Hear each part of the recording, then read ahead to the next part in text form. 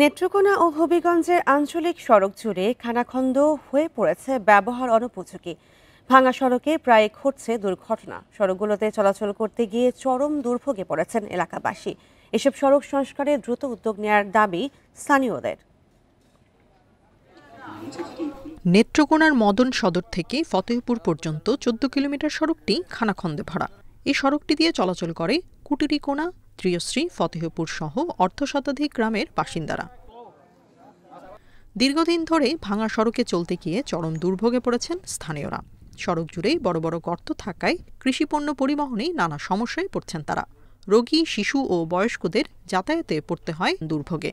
একটা গাড়ি যে ৪,০০০-৫,০০০ ডিম আনি, এখানে আপনার ২,০০০ থেকে ১,০০০ ডিম ভেঙে যায়। কলেজে যাই বা স্কুলে যাই, খুব সমস্যা হয়। ৮ দিন ১৫ দিন পরে গাড়ি ডিস্টার্ব হয়।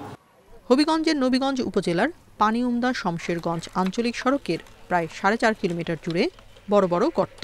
চলাচলের অনুপযোগী সড়কটিতে যানবাহন উল্টে প্রায় ঘটছে দুর্ঘটনা।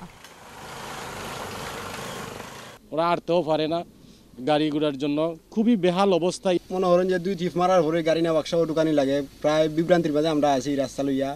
সড়ক সংস্কারে উদ্যোগ নেওয়ার আশ্বাস দিয়ে দায় সারছে এলজিইডি।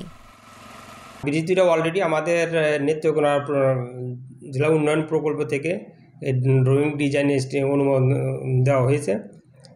আমরা এস্টিমেট করে পাঠাই দেব। আমরা পরিমাপ গ্রহণ করেছি এবং অলরেডি এটা আমাদের প্রায়োরিটি লিস্টে আমরা ঢাকায় প্রেরণ করেছি। সেক্ষেত্রে তারা ঢাকা থেকে টিম নবীগঞ্জে ভিজিট করবে। জনদুর্ভোগ লাঘবে দ্রুত সড়ক সংস্কারে উদ্যোগ নেওয়ার দাবি যাত্রী চালকদের। Tania Nasrin, independent news.